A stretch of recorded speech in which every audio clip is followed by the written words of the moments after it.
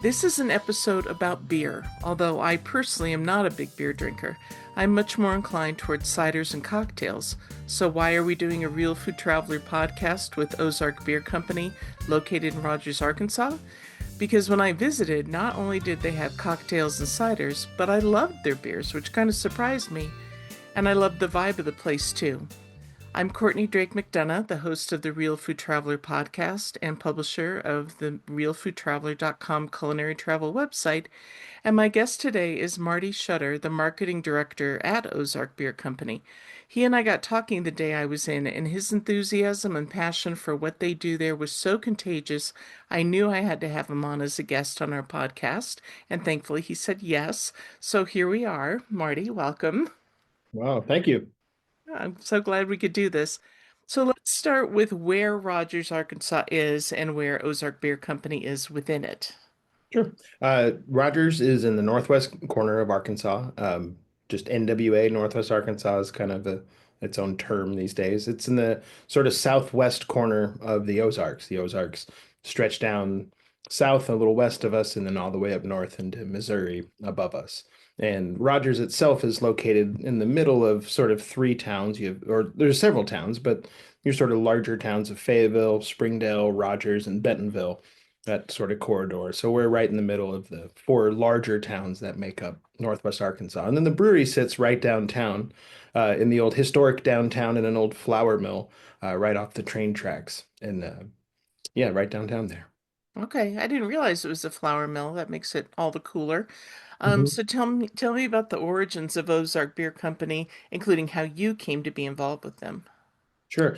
It really started with Andy and Lacey, Andy Coates, Lacey Bray, partners.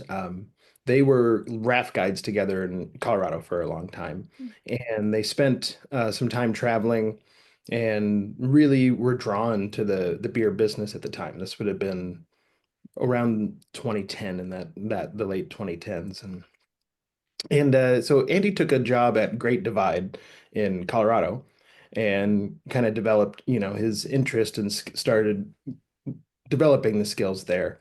They moved to Chicago where Lacey taught, and Andy worked at Goose Island there for a while. And it was about that time they decided they wanted to open their own brewery. Is from Rogers. Her family has a large farm there. She grew up in Rogers.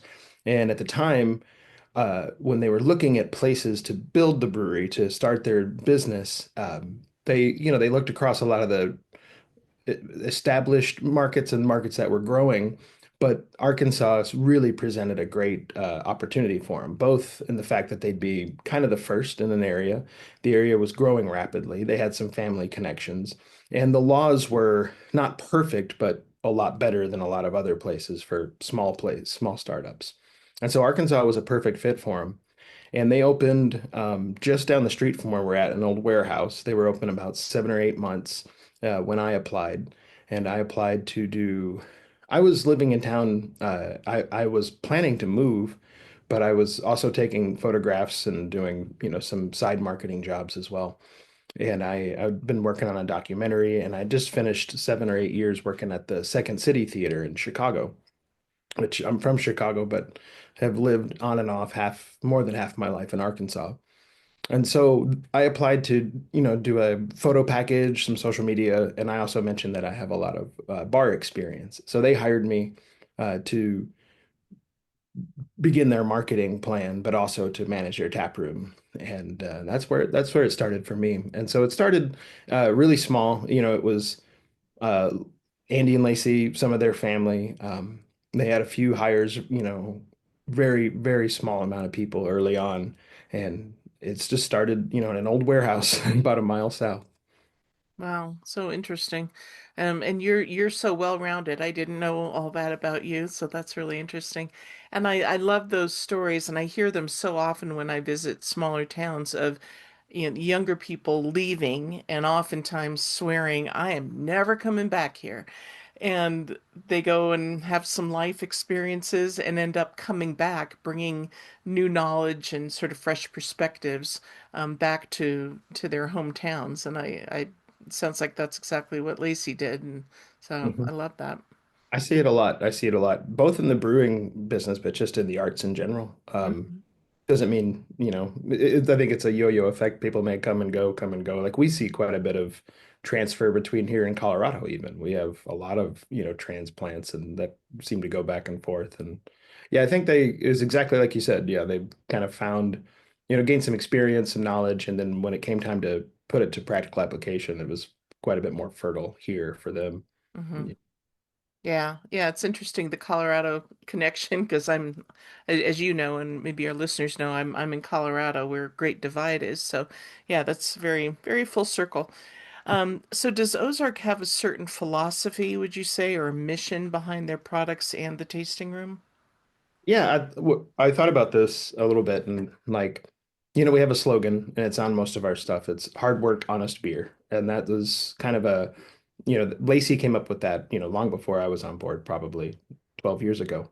And that, that was the ethos was we're gonna make it work with what we have, and and just tell the story. And so that has branched out in many ways. And what I'd say like the philosophy, is really when it comes to the beer itself, very basically, we don't really ask each other, is it good or do you like it? Because that's a different answer than what we tend to ask is, would you have another? Would you drink another? Would you buy another? And that kind of puts you in a different mindset of, is this enjoyable enough to spend time with another one? Maybe that's a better purchasing mindset, but also the community aspect of getting people to talk over a beer, if you're creating from that place. And in other philosophy, we kind of see ourselves as a community brewery for sure, and we are of, for, by, built by the community. As much as we've invested in the community's invested in us, and so our philosophy is generally sticking true to that. And sorry, I had actually written down a couple notes about it because I got sort of passionate thinking about it Mhm. earlier. And it's like, you know for me, the most important philosophy at Ozark, and what I don't feel like I have to do, but what I get to do as an artist working with artists is to protect the bubble of creation, like to protect that engine.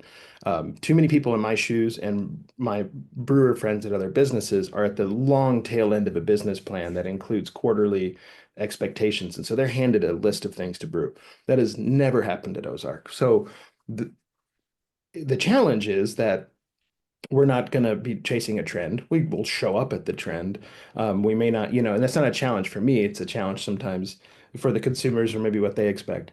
But at the end of the day, what you're getting is a product that is a product of passion and experience. It's like it's what they want to do and do better and do better again. And if I go back there and say I need an IPA that has dragon fruit, I mean, there's no inspiration in it, and it's not coming from an honest place.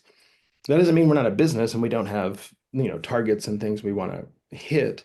But when it comes to the creative engine, as I see, is really the source of my income, my health insurance, but also the whole heartbeat of the organization has to remain pure. And so that's where my philosophy comes from is how do I tell the story? How do I get out of the way of the story? Because I'm not making the thing. I'm putting it through a lens in some sense. And how can I protect that engine? Because what comes out of it will be good. It will be what we want. It will be true to style. It will be delicious.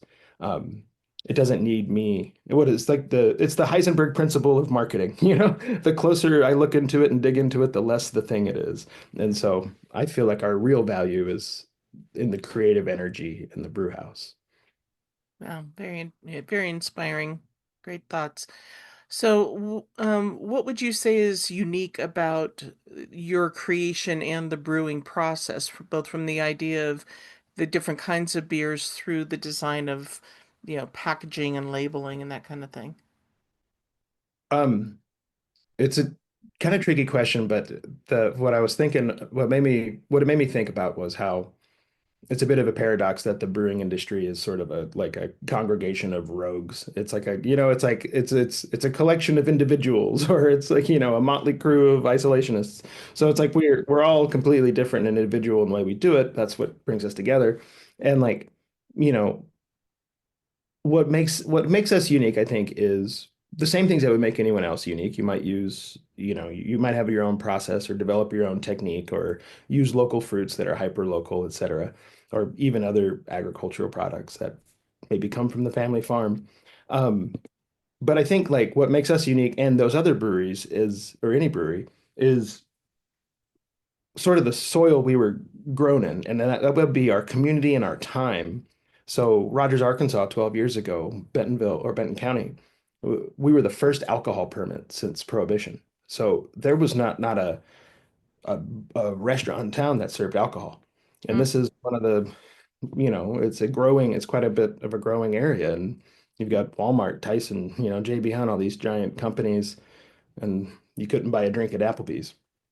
And so we had the challenge of not just selling Ozark beer, but selling craft beer. And so that informed what we brewed and how we talked about it. And so it was a balance, and it's always a balance of meeting people where they're at, but also like trying to bring them along too. So, for example, when we first started doing some French beers, we were hearing from our salesmen, Saison is turning people off. The word Saison requires an extra step of, explanation. So we thought, well, how can we do this like creatively and honestly, but also sell the beer? And I just called it a French summer ale. And we explained what a saison was, and we explained what we could do to be true to it, and what was a Rogers interpretation. And so it's always been that push and pull of like meeting people where they're at and um, bringing them along a little bit. And that looks very different if you're in downtown Portland, Southeast Texas, Northwest Arkansas.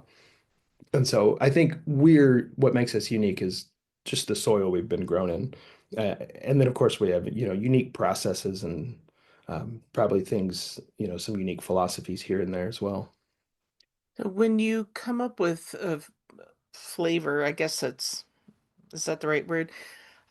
Do you like create it in a small batch and try it out, or how does that work?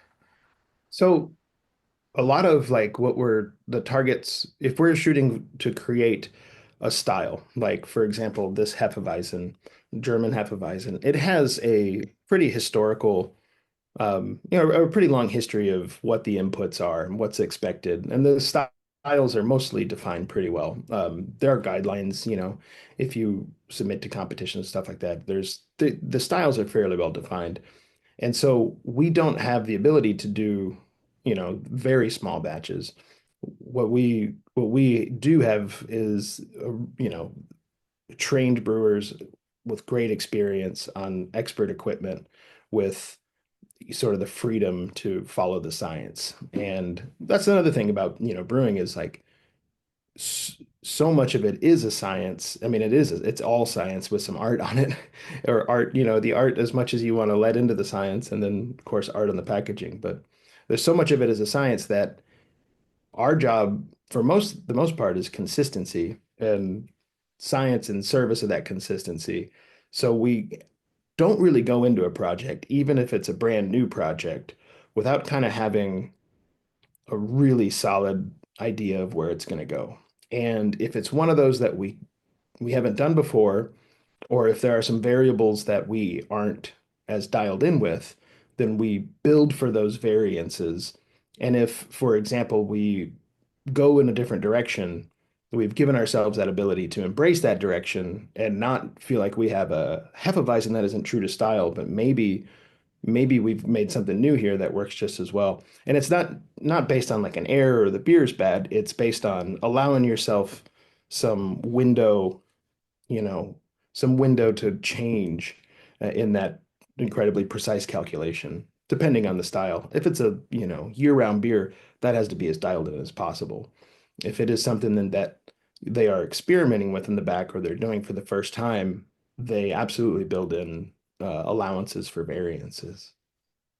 Has anybody ever come up with an idea that everyone else went, yeah, no, I'm not going Yeah, to do kind of like, that? so, I mean, there's certainly ideas that are like, because not everything lands the same with everybody, but I will say there have been certain trends that even I was probably like, oh, I would never see us doing that, or and it's interesting to see the sort of the lifestyle of the trend and how it influences people at different times. And I would say a couple of those beers we've brewed uh, that could be considered a trend or an extreme deviation from style. It's still done like with as much attention to detail as possible, highest quality ingredients, with a bit of playful. Like we t one time put 22 quarts of vanilla ice cream in a beer to replace the lactic or lacto powder we would have used, the milk sugar we would have used. They used ice cream because it already had vanilla, it had the sugar, and it had the lactose. And scientifically, it was the same thing as what the bag of powder would have been, plus vanilla. And so, yeah, it's a push and pull between tradition, style, and experimentation, like every day, probably. Did that one work? That vanilla ice cream one? It really did. And that was one of the, I will say, if there has been a beer we brewed, and shout out to Teddy who brewed it. Yeah, oh, he definitely got pushback. He got pushback in an environment of total freedom. It was really funny to see. It was like, yeah, we don't usually, balk at this, but we're all gonna balk at this one because it had like three or four things going on that were red flags. But we knew the elements were good, and Teddy is such a talented brewer. Teddy Pepper, he brews in Memphis now, and yeah, it was delicious. It was a little sour, a little lemony. You didn't taste ice cream at all. It just made it kind of softer on the palate. Hmm, so interesting. Yeah. So like as I mentioned before, I had one of the best old fashions ever at Ozark. Talk about some of the non-beer offerings you have. Sure. And shout out to Travis, Uncle Trav. He's got 1,200 names. He started at the brewery about a week before I did 12 years ago. And he has a lot of experience building cocktail menus and working in like, high-end bars and also dive bars. And he has a lot of history in creating some of that stuff. And that's basically sat in his head for the last 10 years while he's been a packaging expert, distribution expert. I mean, he does our centrifuging. He was salesman forever. He helped us open a whole second location. And when it came time to doing the cocktails, it was like Travis. We all have. I wrote a cocktail book. I got a cocktail book, but like Travis, we wanted to see what Travis could do. And his innovation in this was, we're doing that. We're batching them, but we're trying to keep them as simple as possible. Like the whole goal is like elegance and simplicity. And it's like, don't break the formula. Same way we did the beers, like don't break the formula unless we're really intentional about it. Like if it's a blackberry margarita, say blackberry. If it's a margarita, it's, agave, lime, straightforward. Trick on that one, he uses a little brown sugar. Oh, in the margarita or in the old In the old fashioned? fashioned, yeah. Oh, really? Huh. Yeah. Um, so we as a business, when we first opened, and I would argue a lot of breweries in our position had such a tailwind of people just wandering in the door all day. There was no need to have a cocktail or a slushy or a kombucha or a soda, yada yada. We always have had Capri Suns and juice boxes for kids, sugar free, and that was one thing. But as as our customers expanded, as you had somebody bringing their friend to the brewery who maybe didn't drink beer, breweries started adding wine. Breweries slowly started adding like maybe a mixed drink or maybe a seltzer or maybe a non-alcoholic beer. And we took the same path. And it was, you know, we want to sell it to you if you're here. We want you to stay an extra time. And if that means you only drink wine, we're going to have a good wine on. If you're here for an event, if you're here for a wedding, we have to accommodate that. So we started making our own kombucha about 5 or 6 years ago. We have a large 7 barrel tank. Our SCOBY is the size of a Honda Civic. It's insane. If you've ever seen a SCOBY on a small scale, it's an alien creature. But to see this one and see somebody holding cuttings of it. So yeah, our kombucha's been really popular. We've of course done seltzers, some slushies, and every one of those was probably met with a little bit of like, "Ah, do we have to? Oh, but but the market asks for it. Oh, we're turning away sales." But it's always every time that happens, and I will say I'm a little bit pushing on this. every time that happens, I can count the trends, I can count the cocktails, the slushies, the kombuchas, all the things we've added, non-alcoholic seltzers, yada yada. Every single one of those was a begrudging thing a little bit, but it always turned into, okay, well, how do we make this awesome? And then Mhm. it in some way it always morphs into like, let's embrace it. Let's do it the freaking best. Or like let's, you know what I mean? Let's nail it every time. And so it becomes a actual pretty fun thing to do after we're over the fact of like, where are we gonna put a slushy machine? I don't know, on the counter. We'll put it on the counter. Now let's go figure out how to change the science. You know? Well, great job on that old fashioned. I already told Travis, I said, Oh, good. you got a high compliment. I told everybody in the meeting this morning. I was like, I want everyone to hear Oh, it. nice. Good, good. I'm glad you did that.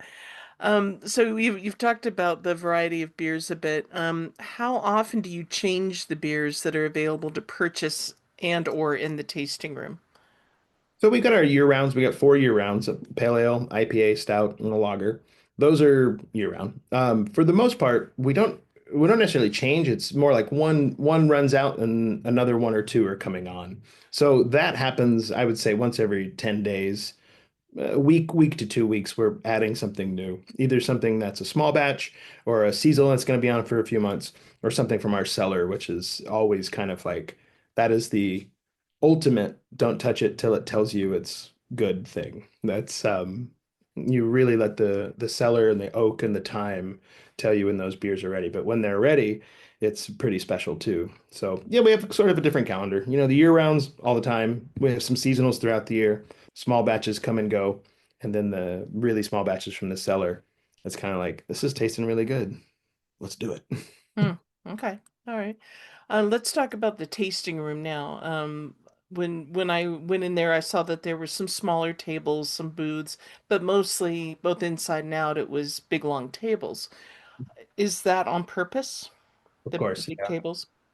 Yeah. We when we first started, we had it was all in one warehouse. And the only way we could actually have a tap room was to just use these metal fences to section off an area. And we had some picnic tables that had been donated. But we knew when we moved into the main space about 10 years ago, we wanted to do the sort of German beer hall seating. And we found a broker, I believe out of Munich, but we got about a half a shipping container full of tables from a German beer garden that was just getting rid of all their old tables and chairs. And so we've rolled with that the whole time. We replaced them this year with new ones, or last year with new ones. And it's really all in service. Same with the marketing of like getting out of the way of the beer. It's like getting out of the way of the experience. Like, and I'm glad you had a good vibe because it's like it's always a good vibe, but I always hear it in different. I always hear different flavors of it or different reactions to it. And a long time ago, I realized that's what I was trying to create, or what we were trying to create is sort of the conditions for those things to happen. And you know, there's no TVs, and that's Mm. I'll walk out the door if we slap a TV on the wall. None against. I work in television. A lot of my friends work in television. Our job is to like create a space where the next thing happens.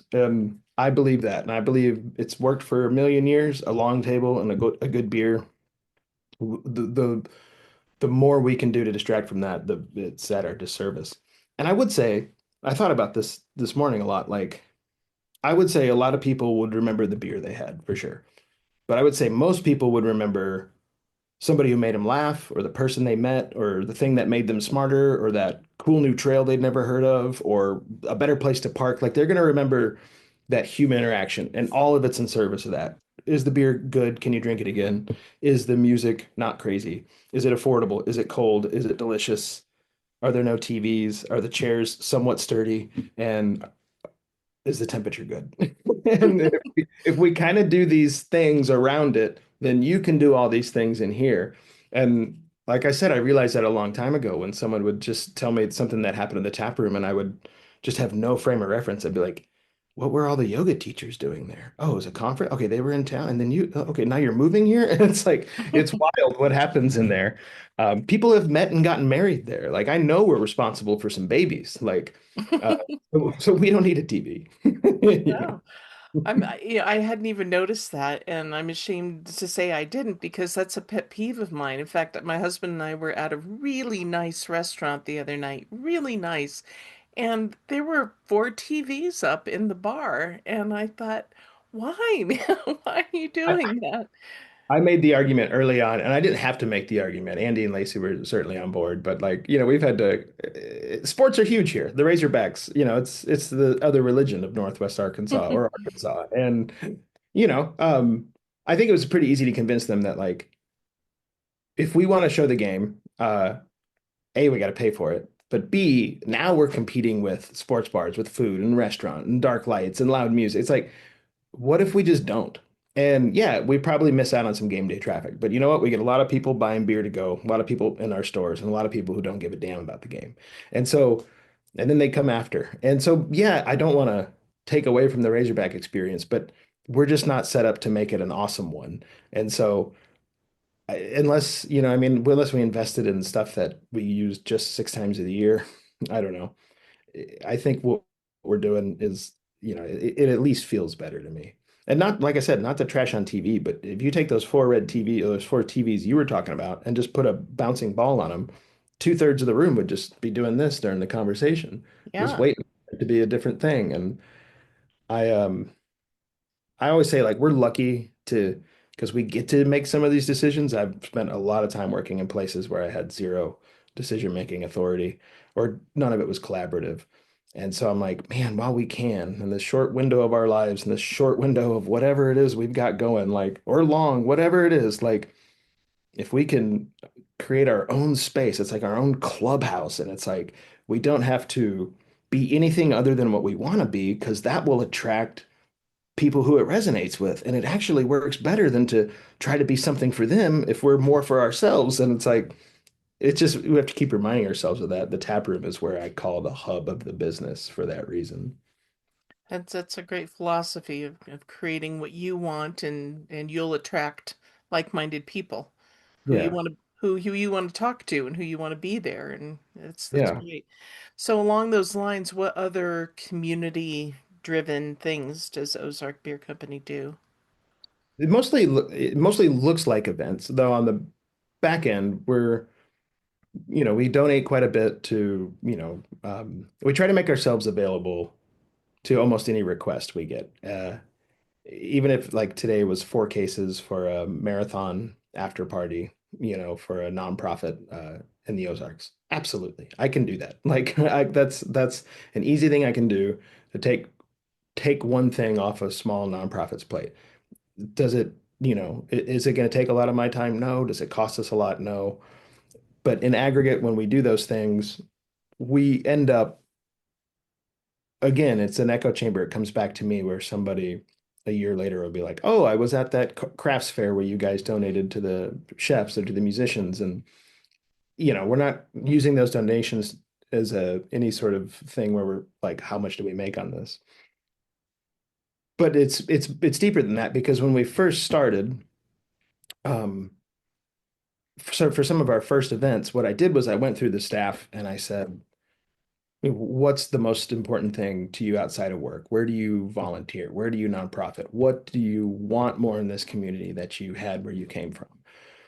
And to a T, it was just like, oh, the Boys and Girls Club. Oh, the nonprofit teaching farm. Oh, let's do this mountain film festival. Oh, of course, the animal rescue. Everybody had a different thing. And it was like, well, we have this huge space. We have beer that we can sometimes donate. We can donate space.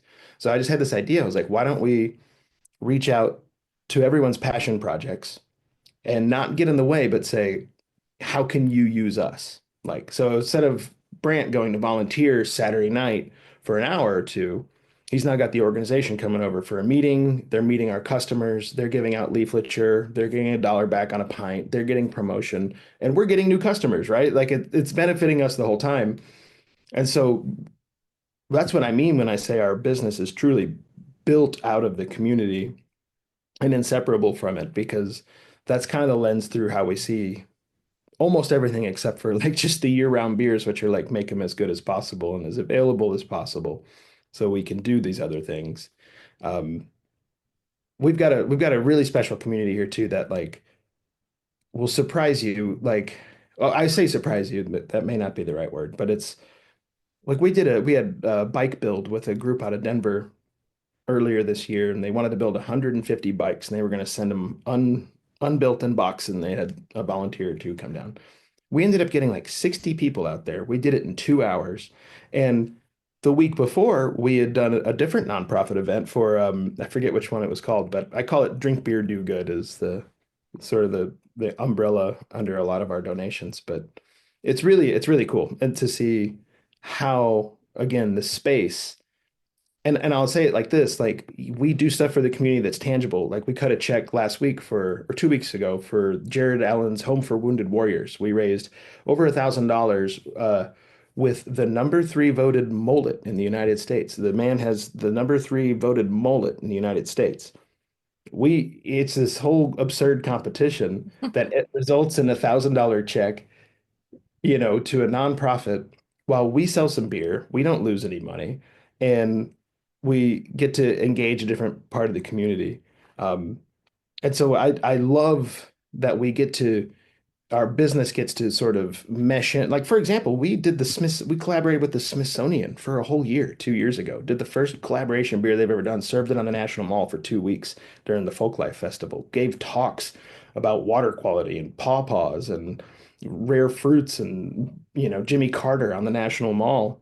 And we do the mullet and we do the craft market, and so I don't know. I think if this job was just taking pictures of beer, I would have been gone, 10 years ago. So That's lovely. That's wonderful. I hope Um, I'm not rambling here. As you know, I get a little passionate. You can cut me off. no, I wouldn't cut off a word. I love it. This is exactly why I wanted to have you as a podcast guest. And it's interesting hearing you say all that because I spent 4 days in Rogers and um that was I couldn't really put my finger on what I was feeling there. I kept saying this is so idyllic. And I, now you're kind of explaining it to me. It's what happens in your tap room filters out. I felt all that everywhere we went. Just kind of this nice, warm, welcoming sense of community and everybody being supportive of everybody else. And it was just so nice. It just felt good to be there. And so maybe that's why I was just so, drawn to your company because that was sort of all It's of the it centered or in it. yeah, it's a hub. I say you can come to the tap room or a coffee shop and pretty much figure out what you want to do for the next few days. No matter who you are, you'll find the music thing or the trail you want to, Yeah. get involved in. I think, yeah, we're really lucky that we get to do that. Yeah. No, it's great. So this may be like asking you for a favorite child, but I saw you're drinking Hefeweizen there while we're doing this podcast this evening. What are some of your favorite beers that come out of Ozark? Well, since we only do this every now and then, this is one of my favorite beers. And I thought about this in two ways because I've been asked the question before, and it's a fair question. There are people at the brewery who absolutely have favorites and kind of whisper in the calendar makers' ears, like when are we going to see the barley wine again? Um, I love our Hefeweizen. Our year-round pale ale is what really made me want to work for this company, to be honest. I tried it from a grocery store and I drove to the brewery and they didn't even have a tap room set up really. It was like a growler filling station and line out the door. And I was like, I got to get more of this pale ale. So the pale ale is, one of, I would say almost a staple in the state at this point. And yeah, so when we do the small batches, I love our Hefeweizen. And then like, it's cool because I'm not going to say I truly can enjoy every beer we've ever put out. I can truly say that. But I drink less stout. I drink less of the darker beer sometimes. I drink less of the wild beer sometimes. Um, so my favorites are, yeah, there's a couple based on flavor, but some of my favorites, as I thought about it a little deeper, was like some of our annual like collaboration beers because it's a cool beer. It ends up being a cool story, and it's always attached to some really cool event that means something to a bunch of people. And every time that beer comes around, if it's the one we do for the World Championship Squirrel Cook-Off, urge you send a correspondent next year. Or if we do it for a nice food festival or we donate it to a really nice, like I think the guy's got a Michelin nod. They had a dinner on the farm a few weeks ago. It's the beer finds its home, in so many different tables. And I think like, our community too, going back to that, there's so many different places for the beer to live that it ends up informing like what we get to do. So, for example, we did the beer with the mullet, we did the beer with the Smithsonian, we do the beer with the squirrel. We've got a beer for some music festivals.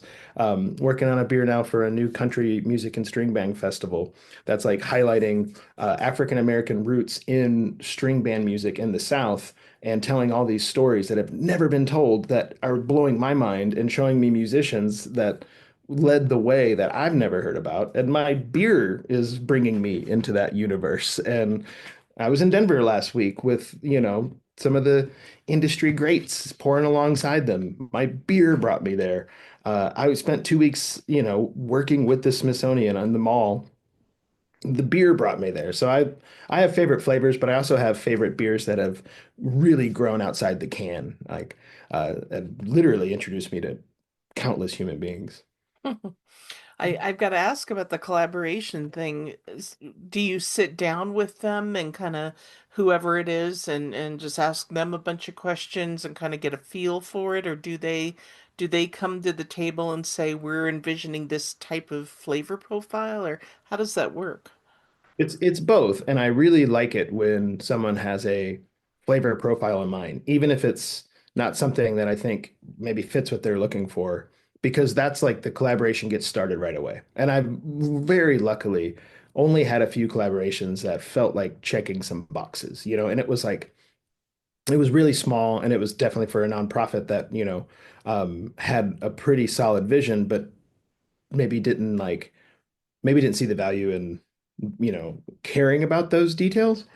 And so I will say, and I haven't really thought of this till now, we get to do some really incredible collaborations. Like we've done collaborations with the Buckminster Fuller Institute through Crystal Bridges, the Buckyball.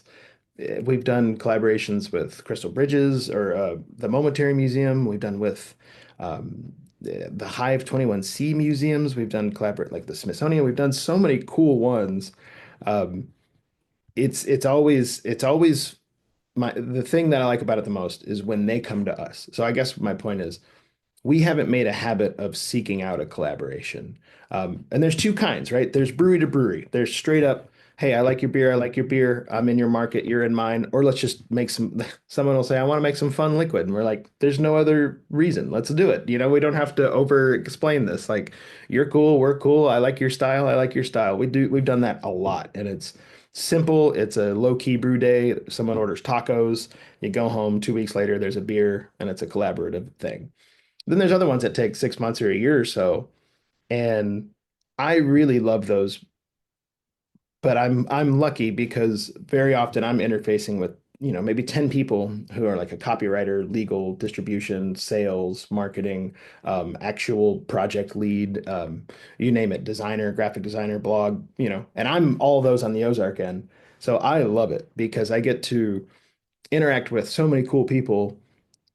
And it's just there's no personality or no, it's not personal at all. It's 100% how do we make the coolest thing that works best for us that people will like. Like so lucky that I get to do Mhm. that.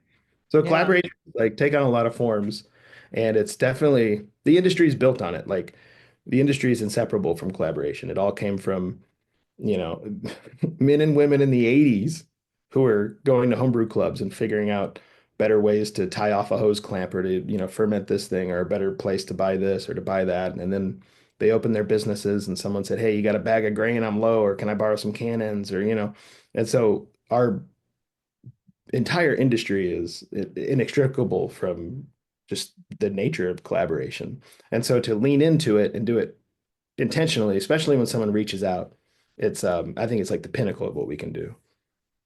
That's very cool. So if well, I won't say if, when someone comes in to Ozark Brewing for the first time, because I know people are gonna hear this podcast and be like, I gotta go there. What do you recommend for a good introductory you know, a way to get to know what Ozark's all about. Most basically, I would say, start with one of the year rounds if you want. And I thought about this a little bit the other day when I was traveling, how I've noticed over the years, and it's sort of a philosophy of a lot of people I work with or respect in the brewing industry. When they go to a new brewery, they'll often try like whatever their favorite beer is in general, like a pale ale or the lager, or if they're a stout drinker, they'll go to the stout because that to them becomes the litmus test for everything else. If you can nail that thing I like, even if it's different, I'll probably like the rest. So I would say try, I would say, what do you normally drink? And then I would offer them something that's in that lane. The correct answer though is the Ozark Lager. I mean, I would just have them Ozark Lager first and say like because the reaction to that when I first started doing the sales for that and showing it to the distributor, traditional 5% German lager, German malt, German yeast, German hops, Rogers water, treated to match the water profile, and then lagered cold. It's just a beautiful beer. And when I first started sampling it, it really threw me off because people would say, this has flavor. And I was like, yeah, yeah, it's like, kind of grainy, kind of, it got a little bit of hop bitterness to it. And I realized what they were doing was they were comparing it to beer that just didn't have flavor. So they weren't getting into the nuance of the flavor. They were just struck by the distinction of no flavor and flavor. And so I like to start people with the Ozark Lager and say, this is our lightest beer. And that whoever that is, that elicits an assumption. And to show them a light beer done well, that's just instantly refreshing, usually helps unlock them a little bit if there's a problem. Yeah. And what I did was a flight too, Mm. which I think I was there with a small group, and some people knew exactly what they wanted style wise. They were all new to Ozark, but they knew style wise.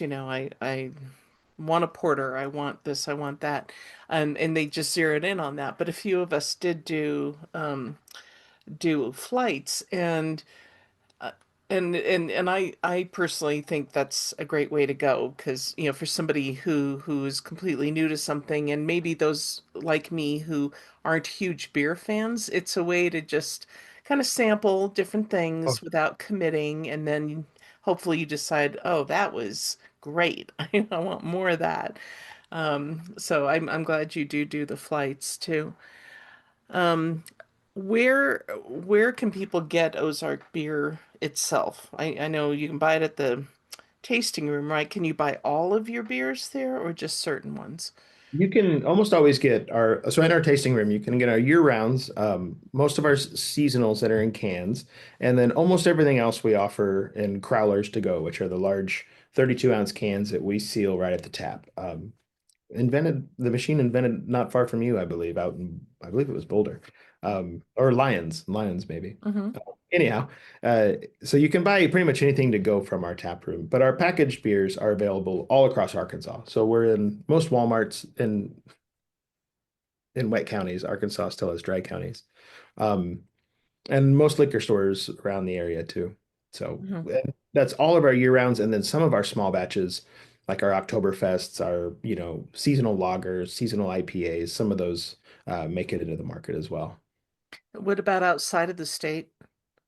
Just Arkansas. Just Arkansas. We did do Missouri for a little while, for a couple of years, and then we pulled back earlier in the year just because we had to kind of do some, refocusing on our area. And we've always said, it's like Arkansas is growing, especially the Northwest Arkansas area is growing that it really is hard to go very far from our home because our home is growing. And so it doesn't always justify us being very far because we try to stay just behind demand. So we never really want to have empty tank space or equipment we're not using.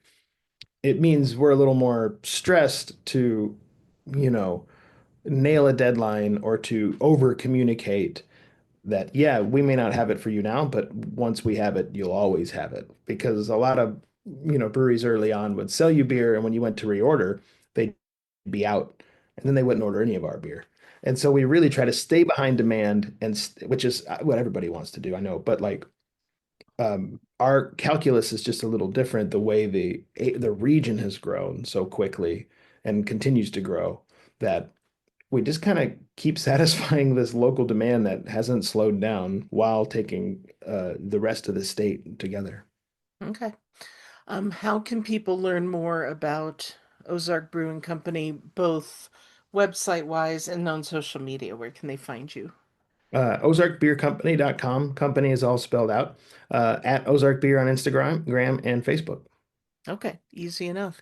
Yeah. Um, And let's see, we covered where to find you on social media. So I will now just wrap things up and say that with the Real Food Traveler podcast, we always have an associated article on the realfoodtraveler.com site so that people with a little player, so people can listen to it and be looking at photos and a picture of you so they can see you, see who I've been talking to, and some images of the beer and the tasting room and everything, so that people can kind of put that visual with it. But the Real Food Traveler podcast is also always available on iTunes, Spotify, iHeartRadio, Amazon, YouTube, and Overcast, and pretty much everywhere you like to listen to your podcasts. So Marty, I'm so glad we made this happen. Thank you for taking the time and thank you for talking to me that day because as impressed as I was with the beer and the